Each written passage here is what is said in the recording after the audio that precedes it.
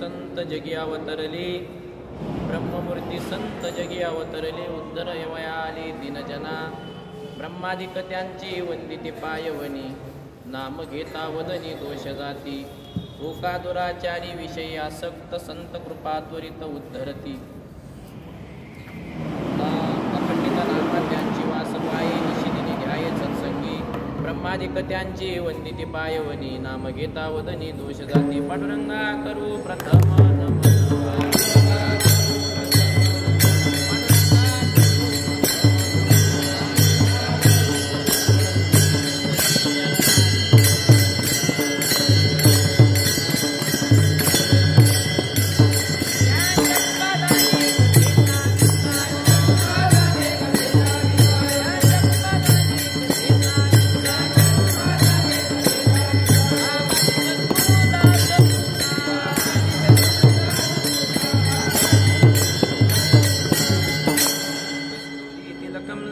पटले वक्षस्थले कौस्तुभम, नासाग्रे वरमुक्तिकं करतले वेणुकरे कंकणं, सर्वांगी हरिश्चंदनं सुललितं कंठे च मुक्तावली, गोपस्त्री परिवेशितो विजयति गोपालचूडामणि, शरश्चंद्रबिंबाननं चारुहासं लसत्कुण्डलाक्रान्तगण्डस्थलाङ्गं, जपारागबिंबाधरं कंजनेत्रं परब्रह्मलिङ्गं भजे पाण्डुरङ्गं, नमामि सद्गुरुं शान्तं सच्चिदानन्दविग्रहं पूर्णब्रह्मपरानन्द मेषमानन्दी वल्लभं, नमो ज्ञानेश्वरा निवृत्ति उदारा सोपान देवा मुक्ताबाई, नमो त्रिभुवन पावनी आद्यत्रय जननी, देवाची शरण शरण एकनाथा, पायी माता ठेविला नका पाहू गुणदोष झालो दास पायाचा, नमो सद्गुरु तुकया ज्ञानदीपा, नमो सद्गुरु सच्चिदानंद रूपा, नमो सद्गुरु भक्त कल्याण मूर्ती, नमो सद्गुरु भास्करा पूर्ण कीर्ती, विठ्ठल विठ्ठल विठ्ठल.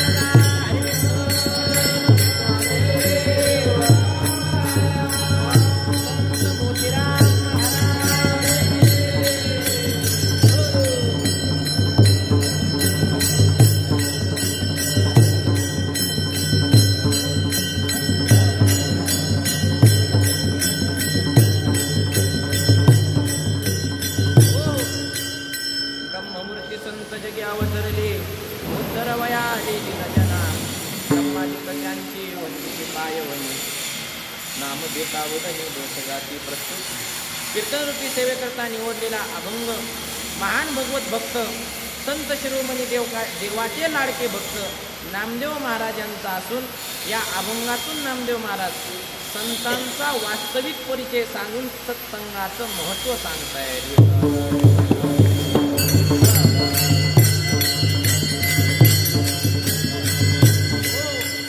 अभंगाकडे वळण्यापूर्वी अल्पसा परिहार देणं अगत्याचा तो म्हणजे असा की सालाबादप्रमाणे याही वर्षी मोतीराम महाराजांच्या पुण्यतिथीनिमित्त हा उत्सव होत आहे आणि या उत्सवामध्ये ही मला कीर्तन सेवा मिळाली. माझे आहो भाग्य परम भाग्य आहे की अशा संत महात्म्याच्या पुण्यतिथीचं कीर्तन मला लाभलं. कारण बाबांची ख्याती खूप मोठी आहे. मोतीराम बाबाची ख्याती सगळ्या वारकरी संप्रदायाला त्यांची ख्याती माहितीच आहे. कारण त्यांनी बंडीमध्ये कुणीतरी 50 रुपये टाकले होते. निष्काम कीर्तनकार होते. बंडीमध्ये कुणीतरी 50 रुपये टाकले होते. तर बाबांनी काय केलं, ती बंडीच जाळून टाकली. इतक्या मोठ्या थोर महात्म्याची ही काय आहे पुण्यतिथी आहे. आमचे पहिले मामा त्यांच्या माध्यमातून आणि बाबांच्या आज्ञेनं ही माझ्याकडे आलेली सेवा आणि माझं भाग्य आहे की मोतीराम महाराजांच्या पुण्यतिथीची सेवा करण्याचं मला हे भाग्य लाभलेलं आहे. विठ्ठल विठ्ठल विठ्ठल.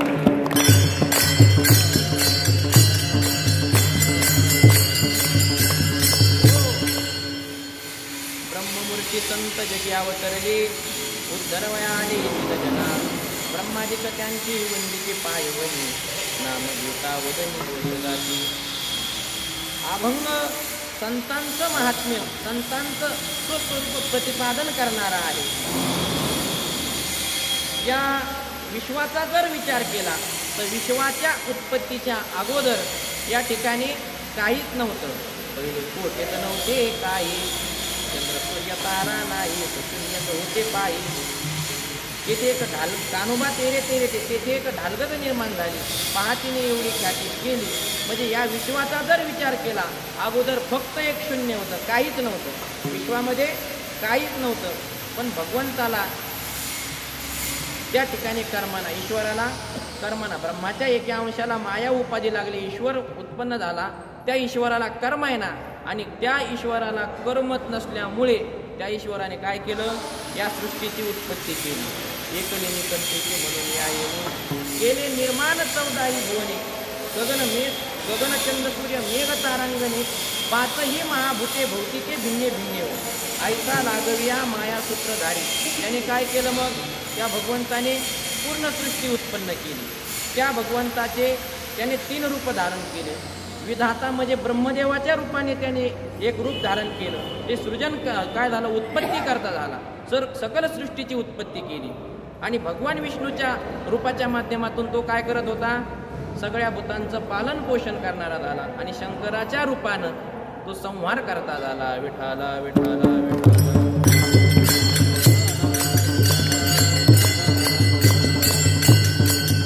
अशा प्रकारची भगवंताने सृष्टी उत्पन्न केली. आणि सृष्टी उत्पन्न केल्याच्या नंतर त्यामध्ये 4 प्रकारचे जीव उत्पन्न केले, जारज, अंडज, उद्भिज आणि स्वेदज. जारज म्हणजे जारातून निर्माण होणार, म्हणजे आपण, गायी, पशु, हे काय आहेत, जारज आहेत. अंडज कशाला म्हणायचं, ज्यांची उत्पत्ती अंड्यामधून होते, ज्यांचा जन्म अंड्यामधून होतो, त्याला काय म्हणायचं, अंडज म्हणायचं. स्वेदज म्हणजे ज्यांचा जन्म घामातून होतो. बरेच जीवजंतू हे कशातून जन्मतात, घामातून जन्मतात. आणि उद्बीज कशाला म्हणायचं, बियांतून ज्यांची उत्पत्ती होती, बीजामधून ज्यांची उत्पत्ती होते. सरकी, झाडं, झुडपं, वेल यांचं बी लावतो आणि मग ते काय होतात, उत्पन्न होतात, त्याला उद्बीज म्हणायचं. विठ्ठल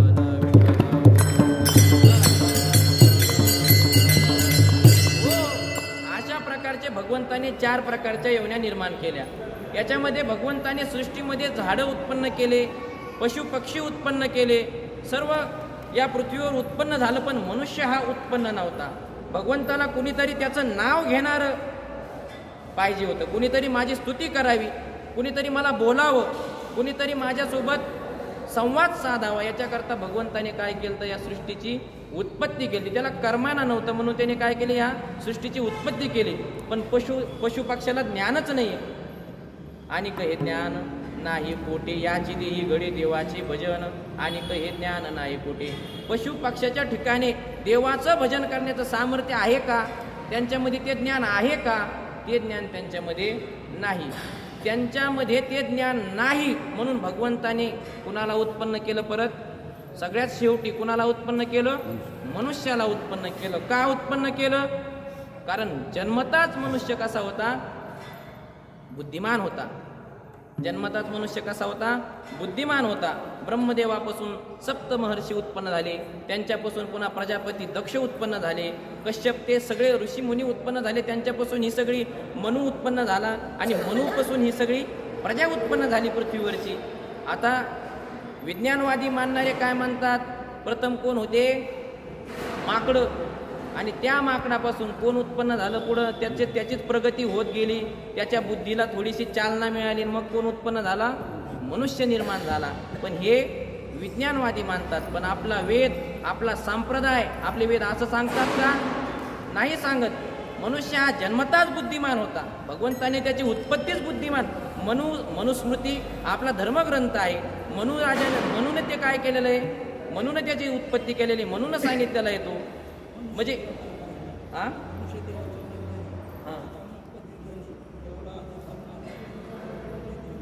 वा, तर जन्मताच काय आहे, या ठिकाणी आपण बुद्धिमान आहोत. जन्मताच भगवंताने आपल्याला बुद्धिमान म्हणून जन्माला घातलेला आहे.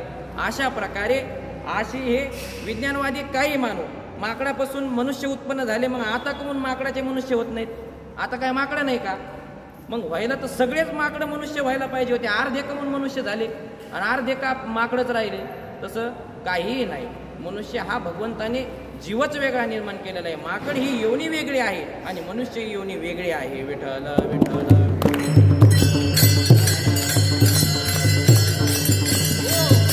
अशा प्रकारे प्रकारे भगवंताने मनुष्य योनी निर्माण केली. त्यामध्ये परत 4 वर्ण पाडले. त्यामध्ये 4 प्रकार पाडले: ब्राह्मण, क्षत्रिय, वैश्य आणि शूद्र. 4हीचा अधिकार वेगवेगळा आहे. ब्राह्मणांचा अधिकार वेगळा दिला, क्षत्रियाला वेगळा अधिकार आहे परमार्थ करण्याकरता, शूद्राला वेगळा आहे, त्यांचं कर्मही भिन्न आहे आणि परमार्थिक अधिकारही त्यांचा काय आहे, वेगळा आहे. शूद्रांचा अधिकार वेगळा आहे. अशा प्रकारचे 4 प्रकारचे मनुष्याचे काय केले, विभाग केले. त्यामध्ये सतयुगामध्ये तर सगळे पुण्यवानच होते आणि देवाला भजणारेच होते. त्रेतामध्ये त्याची संख्या थोडी कमी झाली आणि द्वापार युगामध्ये अत्यंतच कमी झाली आणि कलियुगामध्ये नामशेष राहिले. विठ्ठल विठ्ठल.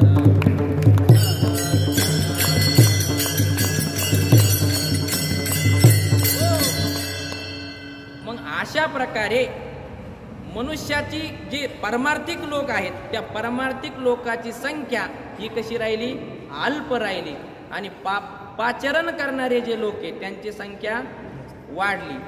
आता सगळ्या महाराष्ट्रात जरी म्हटलं तरी परमार्थ करणारे जास्त आहेत की परमार्थ न करणारे जास्त आहेत? न करणारे जास्त आहेत.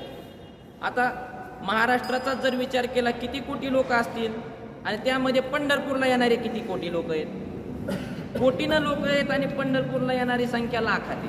कोटीत आणि लाखात किती मोठा फरक आहे. 100 लाखाचा 1 कोटी होतो. मग कोटीमध्ये लाखामध्ये किती मोठा फरक आहे. म्हणजे परमार्थ न करणारे किती आहेत आणि परमार्थ करणारे किती आहेत. विठ्ठल विठ्ठल.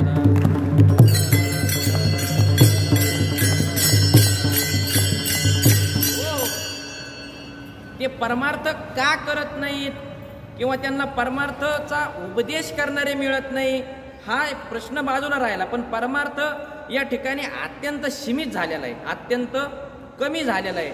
याकरता संत काय करीत असतात, अवतार घेत असतात.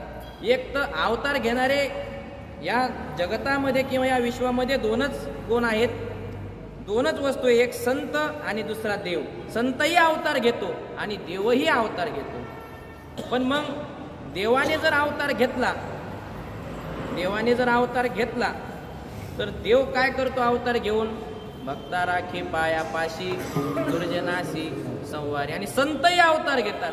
पण संत अवतार घेऊन काय करतात, दुर्जनाचा संहार नाही करीत, धर्माचे पालन करणे पाखंड खंडन. दुर्जनाच्या आतली जी दुर्जनता आहे त्या दुर्जनतेच संत काय करतात, खंडन करतात. मग संतात आणि देवात काय फरक आहे, तर देव त्या दुष्टाचं निर्दळन करतो आणि संत हे दुष्टतेचं निर्दळन करतात. विठ्ठल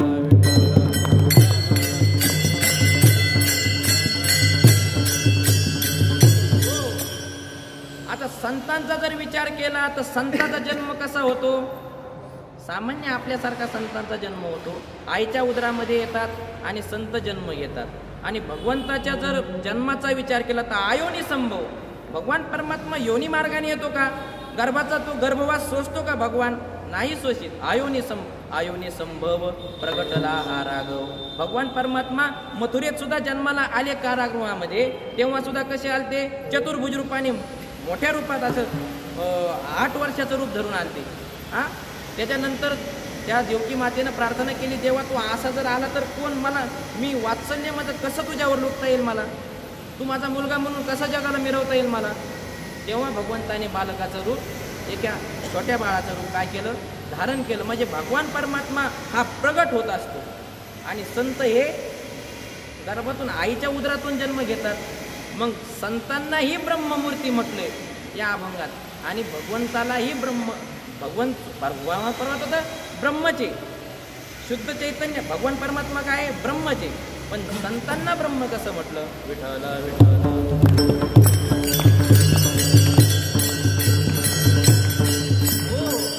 अशा प्रकारे हा जो सीमित परमार्थ राहिलेला आहे, या सीमित परमार्थिकांना नीट मार्गाला लावण्याकरता, परमार्थाकडे वळण्याकरता 2 जणांचे अवतार होतात. देवाचा अवतार होतो आणि भक्ताचाही अवतार होतो, संतांचाही अवतार होतो. मग कलियुगामध्ये परमार्थ हे अत्यंत सीमित राहिला. लोक परमार्थाकडे जास्त वळत नाहीत, त्या मार्गाने जायनात. म्हणून संतांनीही अवतार घेतला आणि देवानेही अवतार घेतला. पण संताला ब्रह्ममूर्ती म्हणण्याचं कारण काय? संत ब्रह्ममूर्ती कसे आहेत? तर संत हे ब्रह्ममूर्ती कसे आहेत? तर ब्रह्ममूर्ती संतांना का म्हटलं? कारण मूर्तिमंत ब्रह्म हे संत आहेत. तुकिता तुलनेशी ब्रह्म तुकासे आले. तुकाराम महाराज साक्षात चालतं बोलतं मूर्तिमंत काय होतं? ब्रह्म होतं. म्हणे रामेश्वर भट्ट द्विजा, तुका विष्णू नाही तुझा. तुकाराम महाराज आणि विष्णू हे काय वेगळे नाही, हे एकच आहे असं संतांना म्हटले. पण संत तर पाहिलं तर आपल्यात गर्भवास सोसून जन्माला आले आणि संतांना आपल्यात बदल काय? संतांनाही शरीर आहे, आपल्यालाही शरीर आहे. संतांना 2 डोळे आहेत, आपल्यालाही 2 डोळे आहेत. संतांनाही कान आहेत, आपल्यालाही. शरीर साचा आपला सर्व सारखा आहे. मग संतांमध्ये आपल्यामध्ये फरक काय आहे? मग संतांना संत म्हणू नये का? संत आपल्यासारखे आहेत का? संत जगात आपल्यासारखे नाहीत. संत नव्हती जगा मानसा.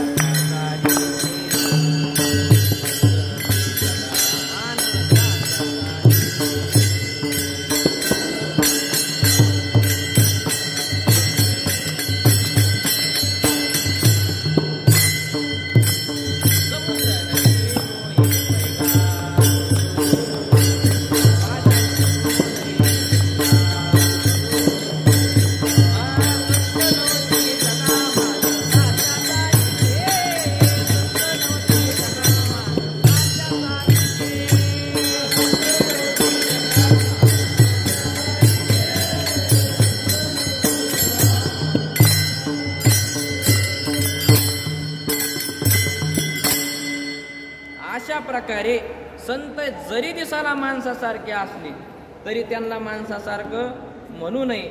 समुद्रातही पाणी आहे आणि नदीतही पाणी आहे. मग समुद्राला नदी म्हणाव का? समुद्र नदी नो हे पैगा. महादेवाची पिंड ही दगडाची आहे. मग पिंडीला तुम्ही दगड म्हणतान का? समुद्र नदी नो हे पाषाण म्हणू नये लिंगा. तसं संत नव्हती जगा माणसाच्या सारखी. जरी माणसासारखे दिसत असले तरी ते आता एकदा मूर्ती घडवली तिची प्राण प्रतिष्ठा केली, मग तो दगड राहिला का? ती मूर्ती सामान्य राहिली का? तिच्यामध्ये प्राण आला, तिच्यामध्ये चैतन्य आलं, तिची आपण पूजा करतो. ती पूजा कुणाला पावन होते? देवाला पावन होते. तसे संत दिसाला जरी आपल्यासारखे असले पण ते स्थितीनं ब्रह्मस्थितीला प्राप्त झालेले असतात. विठ्ठल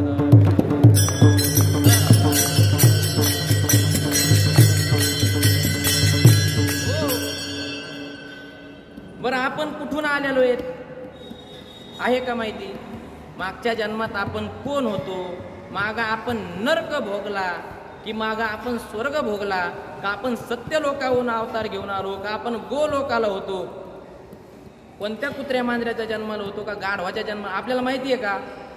ठामपणे तुम्ही सांगू शकता का मी मागच्या जन्मी हे होतो म्हणून? सांगू शकता का? तुकाराम महाराजांनी ठामपणे सांगून ठेवलं, आम्ही वैकुंठवासी आलो या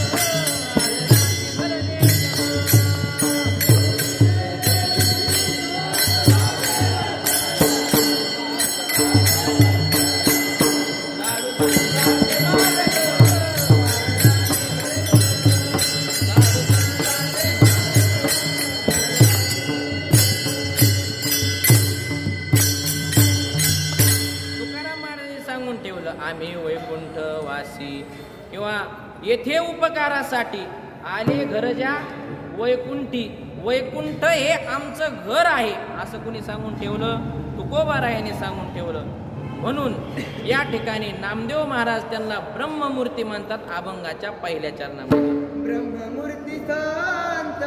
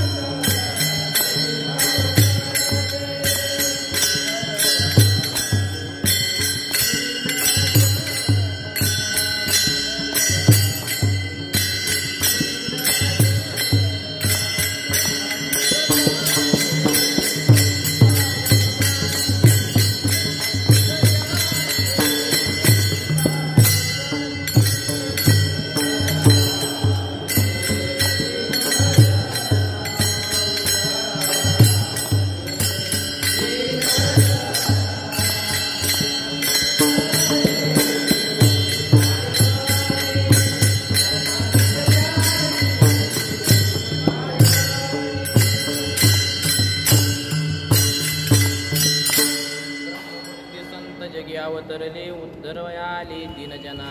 हे ब्रह्ममूर्ती संत काय झाले जगामध्ये? अवतरले. अवतरती अव उपसर्ग लागलेला आहे, तर तृतरती हा धातू आहे, याला अव उपसर्ग लागला. अवतरती म्हणजे खाली येणं, म्हणजे उच्च स्थितीतून खाली येणं, याला काय म्हणतात? अवतरती म्हणतात. तसं एखाद्या लहान लेकराला त्याच्या आंघोळ घालते, सुंदर त्याचं काय करते? शृंगार करते आणि त्याला सुंदर कपडे घालते. आणि ते लेकरू खेळायला गेलं, जाताना कसं असतं आणि येताना कसं असतं?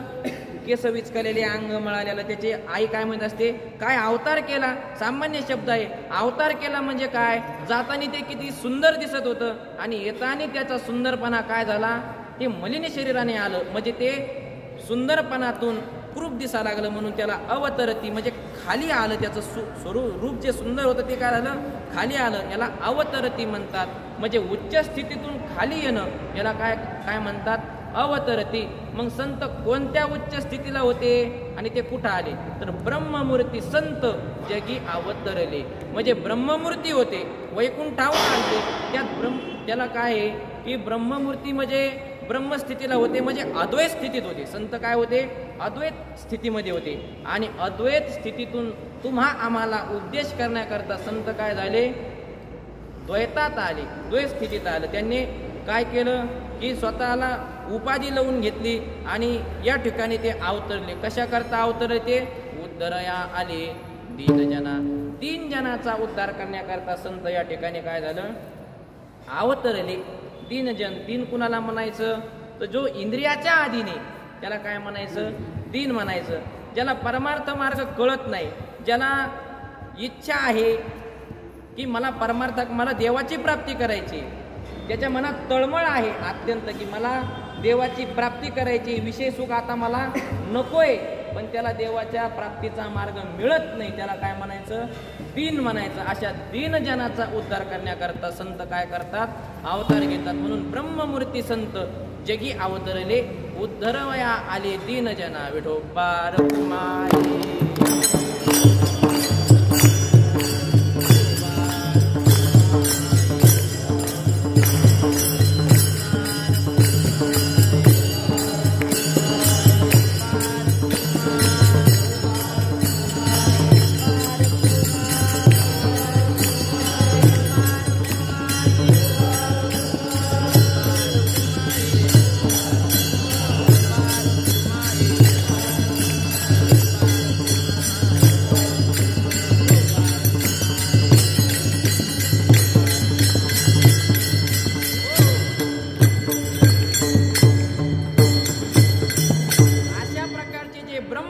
संत असतात ते संत इतके पवित्र असतात, इतके पावन असतात की त्यांच्या पायाची माती हे कोण वंदित? ब्रह्मादिक. त्यांची ब्रह्मादिक जे देवता आहेत, इंद्रचंद्र तर सोडा की भगवान विष्णू आणि शंकर सुद्धा काय करतात? त्यांच्या पायाची माती आपल्या डोक्यावरती घेतात. ब्रह्मादिक त्यांची वंदिती पायवनी, नाम घेता वदनी दोष जाते. त्यांचं जर नुसतं मुखाने नाम घेतलं तर आपले दोष निघून जातात. पुण्यवंत व्हावे घेता सज्जनाची नावे. पुण्य कधी मिळतं? सज्जनाचं नाव घेतल्यावर मिळतं. पण मग पुण्य आलं म्हणजे पाप निघून गेलं तेव्हा पुण्य आलं. तसं सज्जनाची नावे घेतल्यावर पुण्यवंत माणूस होतो. तुकाराम तुकाराम नाम घेता कापे यम. यम आपल्याला नेण्याकरता कधी कापतो? ज्यावेळेस आपण पुण्यात्मा होतो त्यावेळेस यम आपल्याला न्यायला कापतो. अशा संताच्या नामाचा काय महत्व आहे, त्याचा महिमा आहे. नाम घेता वदनी दोष जाती. आज अशा प्रकारे होका दुराचारी विषयी आसक्त. तो दुराचारी असू द्या, विषयी असू द्या, विषयामध्ये आसक्त असू द्या, देहाच्या ठिकाणी त्याची आसक्ती असू द्या, संत कृपा त्वरित उद्धरती. संताची जर कृपा झाली, त्वरित म्हणजे तत्क्षणी, कृपा झाल्या क्षणी त्यांनी नुसतं निहाळून पाहिलं की काय होतं? तो उद्धरून जातो. मग नामदेव महाराज म्हणतात अखंडित नामा त्यांची वास पाही. नामदेव महाराज म्हणतात मी अखंडित त्यांची काय करतो? वाट बघतो संताची. निशिदिनी ध्याये सत्संगी. निशिदिन ते सत्संगाचं ध्यान करतात किंवा संत संगतीमध्ये राहतात. असा या अभंगाचा जसा येईल तसा भाव मांडण्याचा प्रयत्न केला, कारण वेळेच्या अभावी वेळ आपल्याकडे कमी आहे. बैरे मामाने सांगितलं की लोकांना यायला उशीर होईल, मग 10चं कीर्तन 11ला केलं. यात कीर्तन चालू झालं, थोडं लेट चालू झालं 11च्या बी. आणि कीर्तन चालू झाल्या झाल्या पहिले आपल्याला माईकनं धोका दिला.